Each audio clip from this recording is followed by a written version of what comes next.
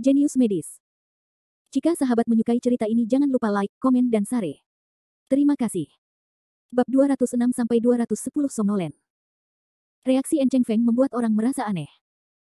Biasanya, ketika bantuan disimpan, En Cheng Feng akan sangat berterima kasih kepada Yu He, tapi dari ekspresi dan reaksinya, dia jelas memiliki semacam kebencian terhadap Yu He. Apa yang sedang terjadi? Tuan En. Wajah Cudong memucat, dia tidak bisa mengerti. Cepat pergi. En Cheng Feng tiba-tiba meninggikan suaranya, urat di wajahnya yang pucat menonjol, dan dia tampak seperti hampir meledak. Cudong tidak mau menyerah, dia masih ingin berdebat, An.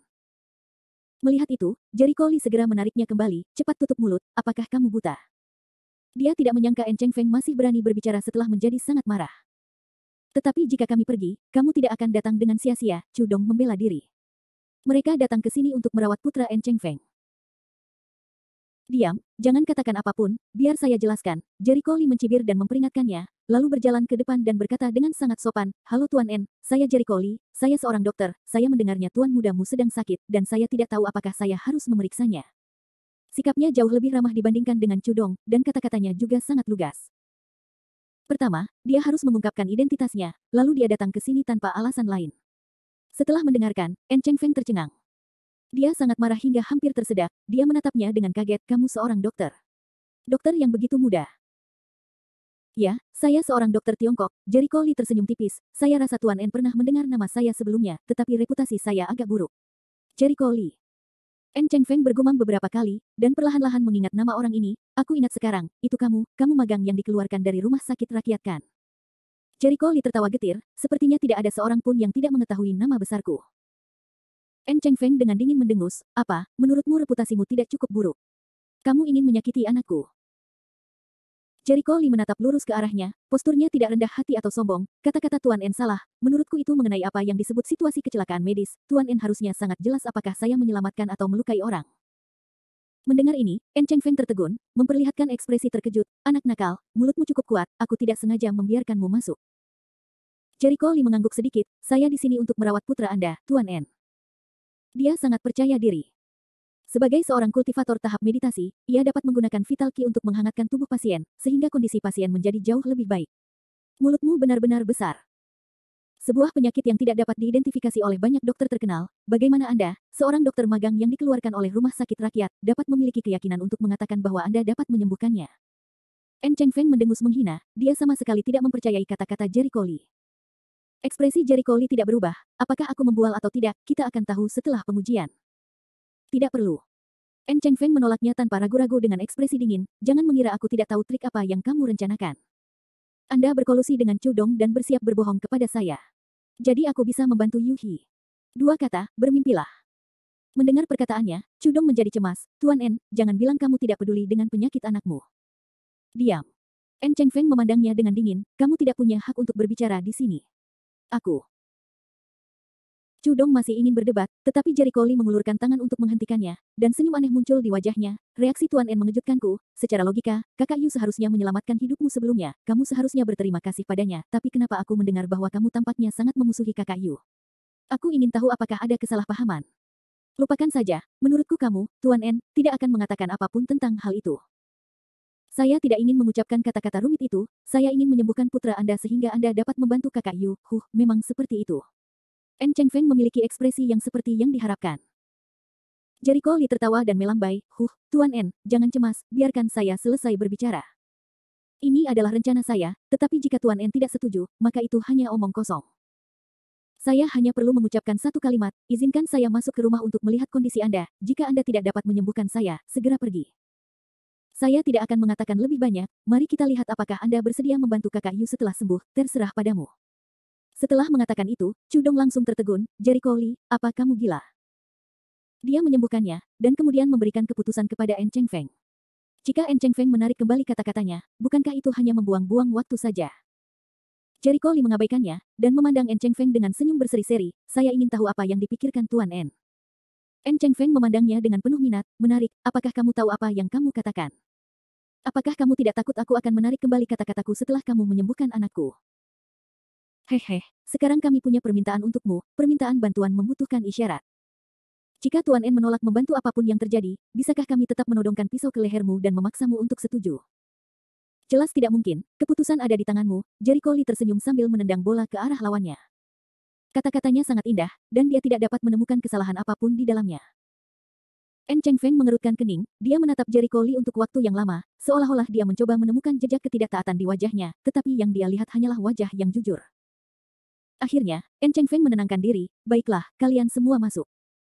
Jika kalian tidak bisa menyembuhkannya, segera enyahlah. Mendengar itu, Jericho Lee menghela nafas lega, dan tersenyum, tidak masalah. Cudong, yang berada di samping, benar-benar tercengang. Setelah itu, di bawah pimpinan En Cheng Feng, mereka bertiga pergi ke kamar tidur di lantai 2 gedung kecil itu. Di tempat tidur di kamar tidur, seorang anak laki-laki berusia 7 atau 8 tahun terbaring tak bergerak. Postur tidurnya membuatnya seolah-olah dia sudah meninggal. Ini anakku, Jingxing. Jericho Lee mengangguk, berjalan ke sisi tempat tidur dan memandang En Jingxing, menoleh dan bertanya, bisakah Anda menjelaskan situasi dasarnya? Sudah berapa lama dia koma? En Cheng Feng mengambil napas dalam-dalam. Menarik napas dan menjawab dengan suara berat, sekitar 2 tahun yang lalu, aku mengajak Jingxing ke taman hiburan untuk bermain. Namun sekembalinya kami ke rumah, Jingxing langsung mengatakan bahwa dia lelah, dan awalnya kami mengira dia lelah, jadi kami tidak keberatan. Namun keesokan paginya, ketika saya membangunkannya untuk pergi ke sekolah, saya tidak dapat membangunkannya. Baru pada sore hari dia bangun dan bertanya ada apa. Dia bilang dia lelah dan ingin tidur, lalu dia tidur lebih lama dan lebih lama lagi, lalu dia bangun lagi, dan kemudian dia tidak pernah bangun lagi. Saya membawanya ke banyak dokter dan mereka bilang itu penyakit tidur. Metode C207 penting. Penyakit tidur. Sesuai dengan namanya, orang tersebutlah yang mengalami gejala tersebut. Dia selalu merasa sangat mengantuk setiap hari, dan tidak melakukan apapun selain tidur. Orang dengan gejala ini akan sering tertidur berkali-kali dalam sehari, baik disengaja maupun tidak, hanya sekedar ingin tidur. Yang paling terkenal dari kondisi ini adalah sindrom Clérevin, di mana orang normal dapat tidur selama 7 atau 8 jam dan memiliki kondisi mental yang baik, dan orang yang mengalami kelesuan dapat tidur lebih dari 18 jam sehari dan kecil kemungkinannya untuk bangun. Tuan En jelas tidak percaya kalau itu penyakit tidur, kan? Ya. En Cheng Feng mengangguk dengan berat, saya telah bertanya kepada beberapa dokter, dan juga mencari beberapa informasi. Orang yang lesu tidur dalam waktu lama dan merasa mengantuk sepanjang waktu. Namun tidak peduli berapa lama mereka tidur, mereka akan selalu terjaga, dan tidak berlebihan untuk mengatakan bahwa mereka tidur 24 jam sehari. Sejak Jingxing pingsan, dia tidak pernah bangun, dan tidak bisa bangun. Dia pergi ke rumah sakit untuk memeriksa kondisi tubuhnya, yang mana semuanya normal. Ketidaksadaran tidur tidak sama dengan jatuh pingsan. Tidak peduli apa, masih ada periode waktu di siang hari di mana yang pertama bisa tetap terjaga. Namun, yang terakhir tidak bisa bangun sama sekali, dan seperti tidur cantik. Perkataanmu bukannya tidak masuk akal, Jericho Lee pun mengamini pandangan tersebut. Lalu bagaimana biasanya kamu menjaga nutrisinya? Dia tidak bisa makan yang seperti ini, kan? Berbicara tentang masalah ini, En Cheng Feng sedikit sedih, kamu benar, sejak dia pingsan dia tidak lagi bisa berinisiatif untuk makan. Yang bisa dia lakukan hanyalah meminta istri saya memberinya makanan cair. Hal ini menyebabkan istrinya harus tinggal di rumah untuk merawat putranya. Dia tidak punya waktu untuk keluar dan sudah meninggalkan pekerjaannya. Jericho Lee sekarang memiliki pemahaman kasar tentang situasinya. Dia berjalan ke depan dan melepaskan selimutnya, tetapi karena En Jingxing telah berbaring di tempat tidur selama 2 tahun terakhir dan tidak bergerak sama sekali, suhu tubuhnya sedikit lebih rendah daripada suhu orang normal, jadi agak dingin saat disentuh. Jericho Lee mengulurkan 3 jarinya, menutup matanya, dan dengan tenang memeriksa denyut nadinya. Vital Qi mengalir keluar dari ujung jarinya, melompat ke tubuh En Jingxing dan mulai mencari. Fungsi ginjal normal, tidak ada masalah.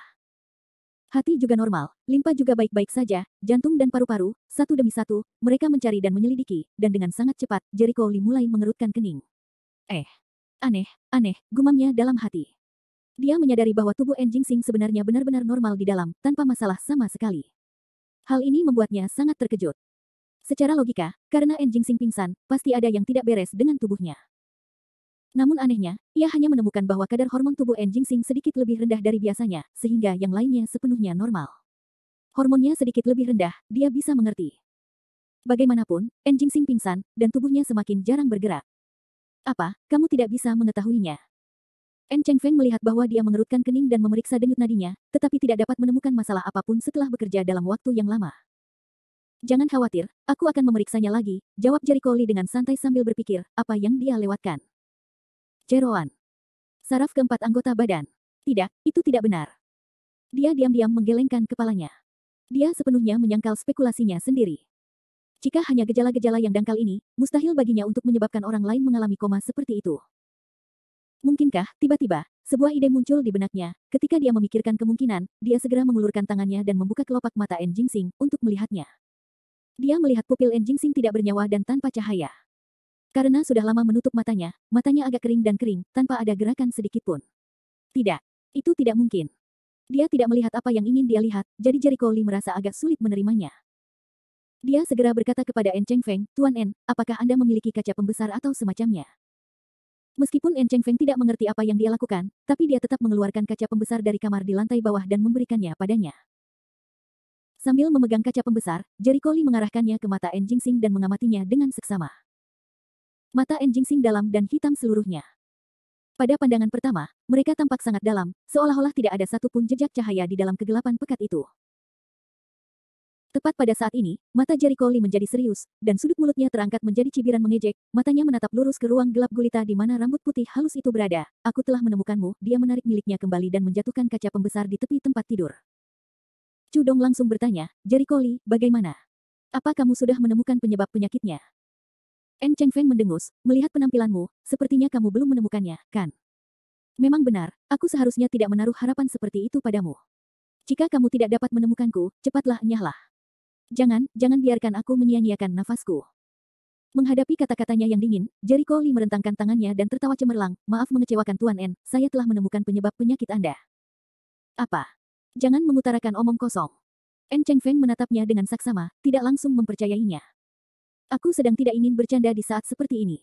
Jericho Lee tersenyum dengan mudah. Chu Dong berteriak penuh semangat, Jericho Lee, kamu benar-benar menemukan penyebab penyakitnya. Cepat beritahu kami apa yang terjadi. Apa yang membuatmu sangat cemas? Jericho Lee memutar matanya ke arahnya. Aku hanya khawatir tentang Anda. Jika kamu tidak dapat menemukan penyebab penyakitnya, maka kamu akan diusir, bantah Chu Dong. Lupakan saja, yang mengobati penyakit ini adalah aku dan bukan kamu, kata Jericho Lee dengan nada menghina sambil dia menoleh untuk melihat En Chengfeng. Saya akan menjelaskan penyebabnya nanti, saya akan mengobatinya dulu, dengan cara ini, saya akan lebih persuasif nanti.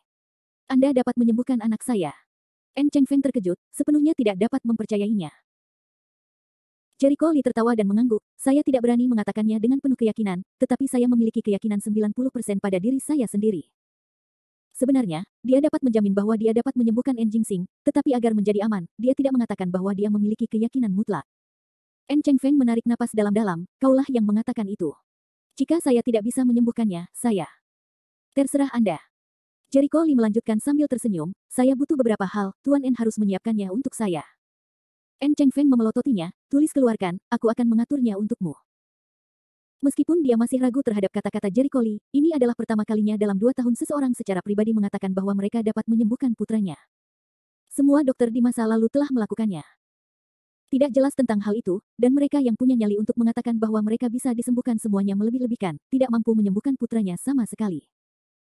Jericho Lee menulis beberapa hal di selembar kertas dan menyerahkannya kepada An Zifeng, selama kamu menyiapkan barang-barang ini, aku bisa segera mulai merawatmu. En Chengfeng mengambil kertas itu dan memindai isinya, dan langsung terpana, papan baja paduan 20 meter persegi, film plastik 50 meter persegi, larutan desinfektan 10 ember, apakah Anda mencoba menyembuhkan penyakit ini? Bab 208 Chu Dong yang gemetar. Awalnya, En Chengfeng penuh dengan antisipasi, tetapi ketika dia melihat hal-hal yang diminta Jericho Lee, dia hampir mengumpat dengan keras. Tak satu pun dari ketiga benda itu ada hubungannya dengan obat-obatan, dan tidak ada satupun yang ada hubungannya dengan peralatan medis. Apa maksudnya itu? Chu Dong juga kehilangan kata-kata.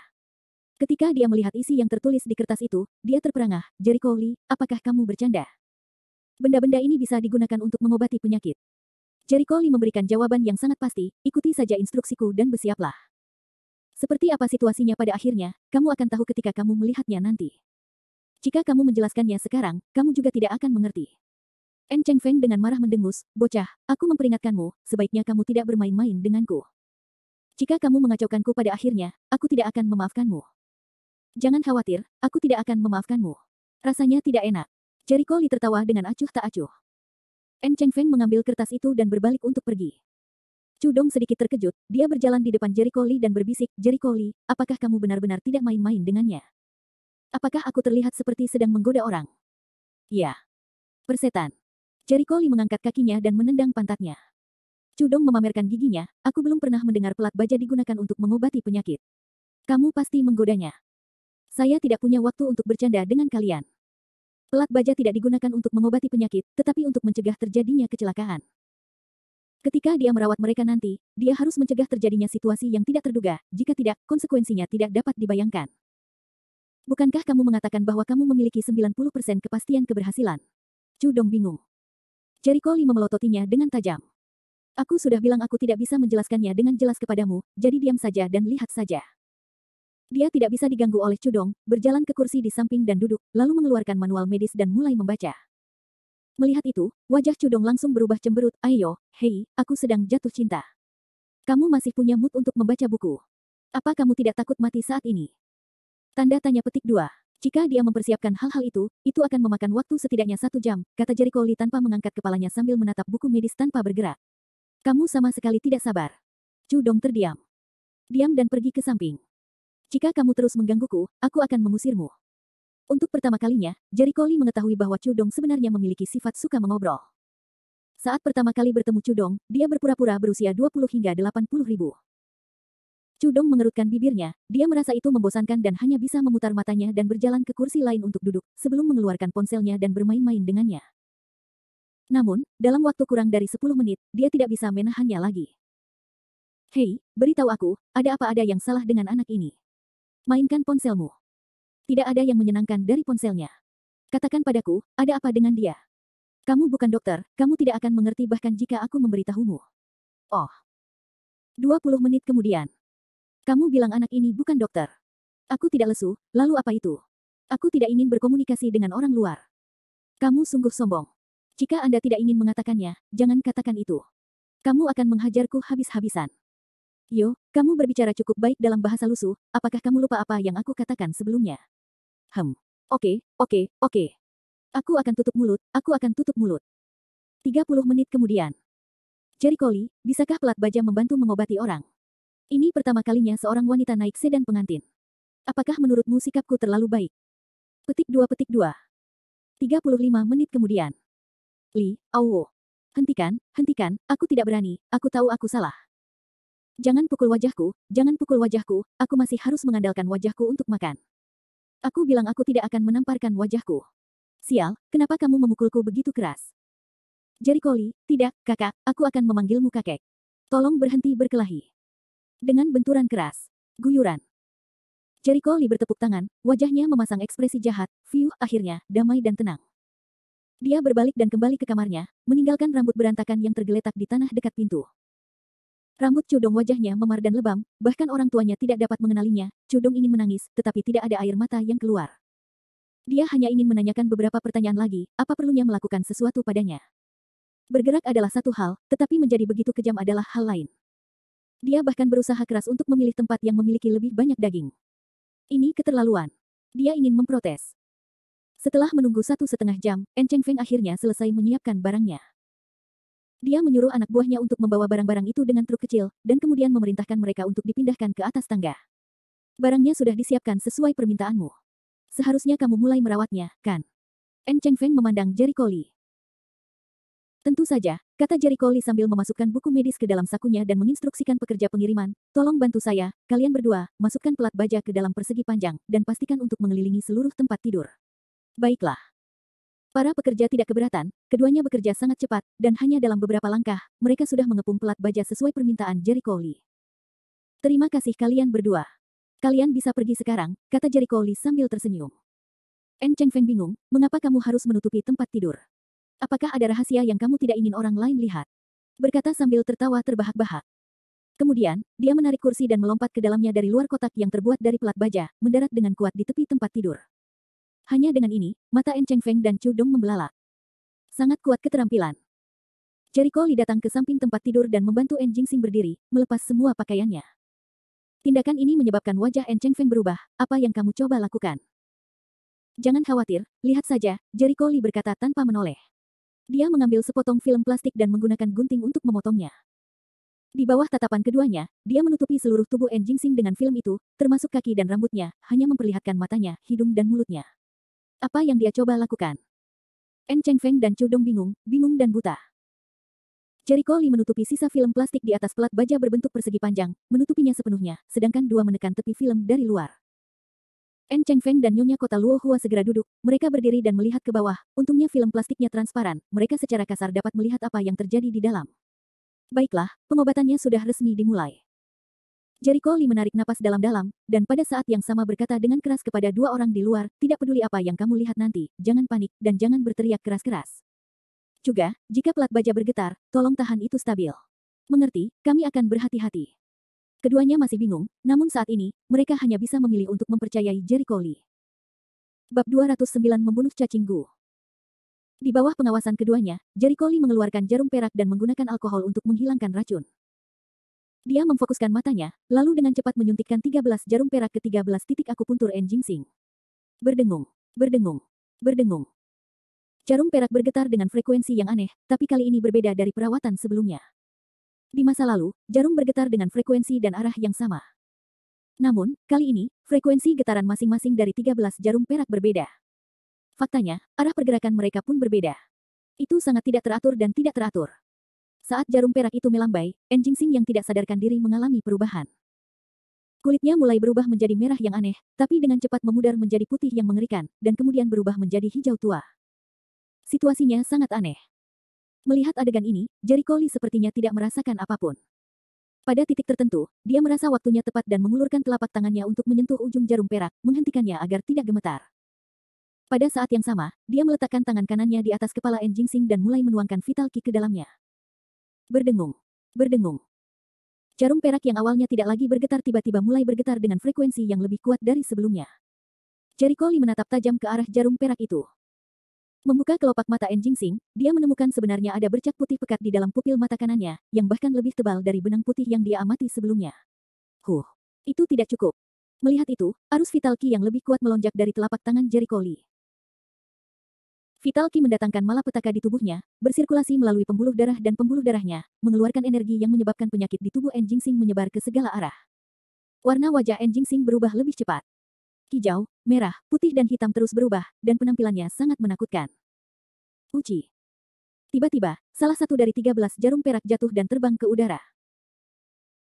Racun dan gu yang sangat kuat, tak disangka racun itu bisa memaksa kembali 13 jarum. Jericho Lee benar-benar terkejut, ini adalah pertama kalinya sejak dia melepaskan ke-13 jarum itu.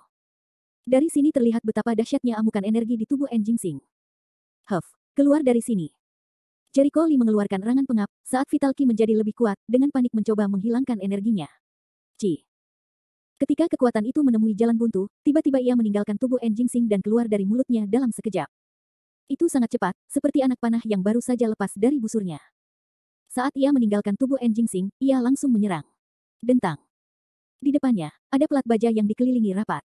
Benar saja, benda itu mengenai pelat baja dan mengeluarkan suara benturan yang keras. Set-set. Dampaknya membuatnya sangat kesakitan. Ia menjerit kesakitan saat jatuh dari langit. Kemudian, ia segera mengubah arahnya dan mulai melarikan diri menuju puncak. Engah. Namun, tanpa kecelakaan apapun, ia bertabrakan dengan benda yang menghalanginya sekali lagi. Lapisan plastik yang menutupinya menghalangi semua jalan keluarnya. Ia tidak dapat berjalan, jadi ia mengubah arah lagi, kali ini kembali. Kamu ingin kembali. Dalam mimpimu. Dalam sepersekian detik, Jericho Lee membalik jarum di tubuh En Jingsing berulang kali. Patah. Seluruh tubuh En Jingsing terbungkus dalam film plastik. Saat bertabrakan dengan filmnya, tidak mampu menembusnya. Ia sangat marah dan mencicit marah. Suara itu membuat En Cheng Feng dan Chu Dong yang berada di luar merasa takut. Suara apa itu? Mengapa itu terdengar sangat menakutkan? Itu sangat kecil, dan mereka tidak bisa melihatnya melalui plastik. Ia sangat marah, tidak dapat kembali ke tubuh En Jingsing, dan segera menerkam ke arahnya. Kamu ingin menjadi parasit pada saya? Maka kamu masih harus memiliki kemampuan untuk melakukannya. Sudut mulut Jericho Lee melebar saat vital ki berputar dengan liar, melonjak dan membentuk lapisan pelindung di sekitar permukaan tubuhnya. Memekik gelombang-gelombang. Saat ia menyentuh vital ki, ia segera mengeluarkan jeritan yang menyedihkan. Sekarang saatnya. Jericho Lee segera mengambil jarum perak, dan pada saat ia berteriak, jarum perak itu menusuk tubuhnya. Uci.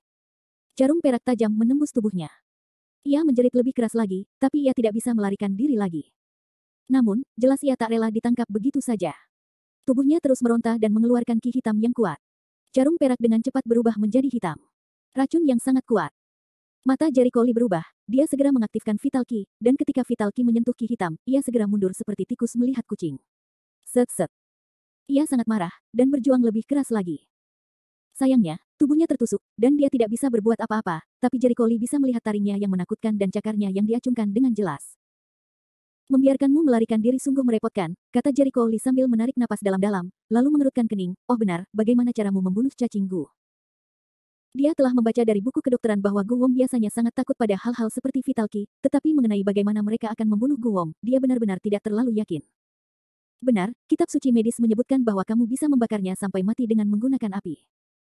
Jericho Lee segera menyalakan lampu alkohol dan meletakkan cacing Gu di atas api untuk membakarnya. Mencicit, mencicit. Saat menyentuh api, cacing Gu berjuang sekuat tenaga, memperlihatkan taringnya dan mengacungkan cakarnya, seolah-olah ia sangat ketakutan. Benar saja, mereka takut api. Kalau dipikir-pikir, tidak banyak serangga yang tidak takut api. Cih. Di bawah kobaran api, gerakan perjuangan cacing Gu menjadi semakin lemah. Pada akhirnya, cakarnya tidak bergerak 1 inci pun dan karapas yang terbakar mengeluarkan bau racun dan gas hitam yang menyengat. Jericho Lee segera mengaktifkan vital key miliknya untuk bertahan. Dia telah membunuh cacing Gu, tapi bagaimana jika dia diracuni? Setelah membakarnya sekitar 10 menit dan memastikan bahwa cacing Gu sudah mati, Jericho Lee akhirnya menghela nafas lega, akhirnya menyingkirkan benda ini, itu tidak mudah sama sekali. Dia tidak tahu bahwa pada saat Gu Wom mati, di sebuah gua yang jaraknya ribuan kilometer, seorang pria mengeluarkan raungan marah. Sialan.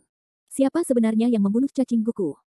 Sial, jika aku menemukannya, aku pasti akan mencabik-cabiknya menjadi 10.000 keping. Cacing Gu telah bekerja keras, dan terbunuh sama saja dengan menjadi musuh bebuyutannya. Cukup, hentikan, Jericho Lee berdiri dan berkata kepada 2 orang di luar, dia sudah dirawat. Kamu bisa melepas lapisan plastiknya, tapi tutupi dulu mulut dan hidungmu, kalau tidak baunya akan membunuhmu. Ah, dia sudah sembuh. Sangat cepat. Keduanya tercengang. Mereka awalnya mengira akan memakan waktu 1 hingga 2 jam untuk menyembuhkannya, tetapi itu hanya 10 menit lebih sedikit. Bukankah ini terlalu cepat? Bab 210 cepat lepaskan, apa yang kamu tunggu? Jericho Lee terdiam. Oh, oke, tunggu sebentar. Keduanya melompat dari kursi dan membuka film plastik, tetapi saat dibuka, bau busuk keluar. Sial. Bau apa itu? Ini bau sekali, muntah. Aku akan muntah. Apakah ini omong kosong? Sial. Tidak, ini tidak bau sekali. Berhenti bicara, aku mau muntah. Meski keduanya sudah menutup hidung dan mulut, bau wajah mereka masih jauh. Melampaui imajinasi mereka, hampir menyebabkan mereka merokok hingga mata mereka berputar dan mati mendadak. Jericho Lee menatap mereka berdua dengan kesal, aku sudah memperingatkan kalian berdua, kenapa kalian tidak memakai topeng? Layani dia dengan benar. Cudong meraih pakaiannya dan menjejalkannya ke depan mulut dan hidungnya, merasa bahwa baunya menjadi lebih lemah, dia memutar matanya dan berkata, bagaimana saya bisa tahu bahwa bau busuk yang kamu bicarakan itu begitu kuat? Ini membunuh kita. Akan lebih baik jika aku merokok kamu sampai mati, Jericho Lee terlalu malas untuk peduli dengan RK ini. Di sisi lain, En Cheng Feng jauh lebih tenang. Dia mengerutkan kening dan berkata, kamu bilang kamu sudah sembuh penyakit anakku. Apa kamu yakin? Saya yakin.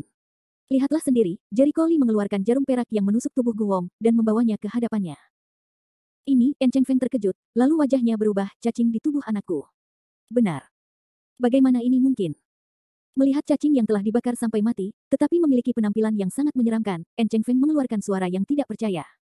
Dia tidak percaya sebenarnya ada serangga mengerikan di tubuh putranya. Jericho Lee mengulurkan tangannya, ini disebut cacing Gu, kamu bahkan tidak tahu bagaimana menjelaskannya kepadamu. Yang perlu kamu tahu adalah anakmu akan jatuh pingsan karena serangga ini. Ini bukanlah sesuatu yang bisa dideteksi dengan alat kesehatan modern. Lalu, apakah anak saya sudah sembuh? En Cheng Feng merasa sulit mengendalikan emosinya. Dengan hilangnya Gu Wom, secara alami dia akan baik-baik saja, kata Jericho Lee sambil tersenyum. Jingxing telah sembuh dari penyakitnya. Besar. En Cheng Feng yang sangat bersemangat, mengangkat kakinya dan hendak menerkam. Berhenti. Jangan dekati aku. Saat dia melangkah maju, Jericho Lee langsung berteriak keras. En Cheng Feng terkejut, ada apa? Bukankah dia sakit? Dia memang baik-baik saja, tapi kalian semua tidak bisa datang sekarang.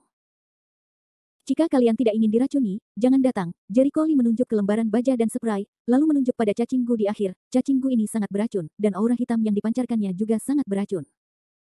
Saya telah menetralkan sebagian besar racun di udara, tetapi saya tidak dapat menetralkan racun di udara. Lembaran baja. Sangat beracun. Keduanya menatap dengan mata terbelalak. Lalu kenapa kamu baik-baik saja? Bukankah itu sangat beracun? Jericho Lee sangat dekat dengan racun mematikan itu, namun dia baik-baik saja. Jangan khawatir tentang itu. Bawalah disinfektan yang saya minta untuk Anda beli, kenakan alat pelindung diri dan segera disinfeksi.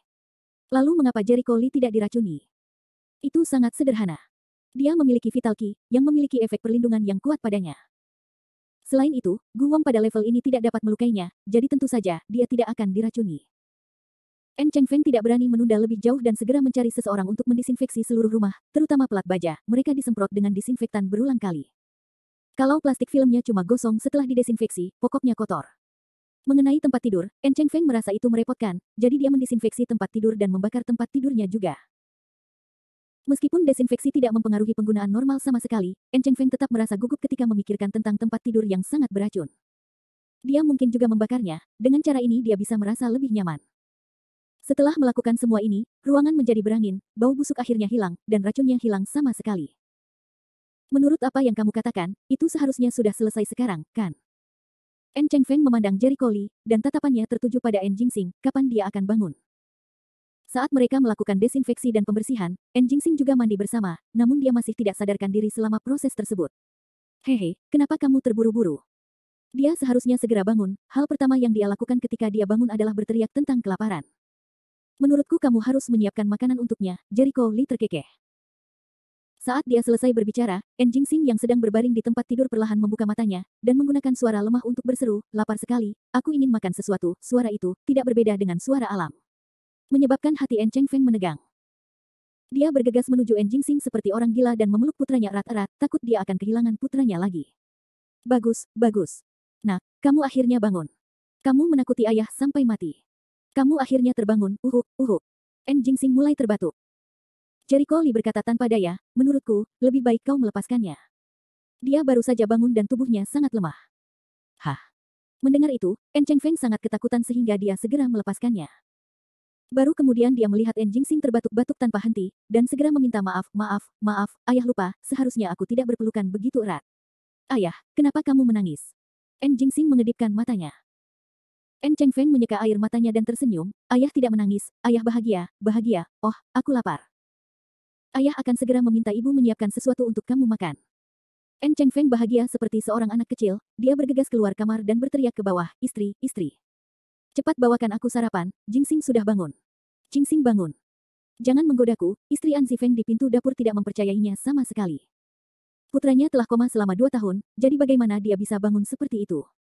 En Cheng Feng berteriak, itu benar. Jingxing benar-benar sudah bangun, penyakitnya sudah membaik, sekarang dia ingin makan, kamu harus membawakanku sarapan. Kecelakaan. Mangkuk porselen jatuh dari tangan wanita itu dan hancur berkeping-keping. Wanita itu tercengang. Apa katamu? Jingxing terbangun. Benarkah? Seolah dia sudah gila, dia berlari ke atas dengan yang tercepat kecepatan sepanjang hidupnya dan meraih lengan En Cheng Feng ketika dia berada di depannya. Orang tua, apakah kamu tidak membuatku bahagia? Apakah anakku benar-benar sudah bangun? Benarkah itu? Tentu saja itu benar. Masuk dan lihatlah. En Cheng Feng menunjuk ke kamar tidurnya. Wanita itu bergegas masuk. Ketika dia melihat En Jingxing duduk di samping tempat tidur, dia merasa seperti disambar petir. Detik berikutnya, dia berteriak dan bergegas untuk memeluknya. Bagus sekali. Hebat. Nak, kamu akhirnya bangun.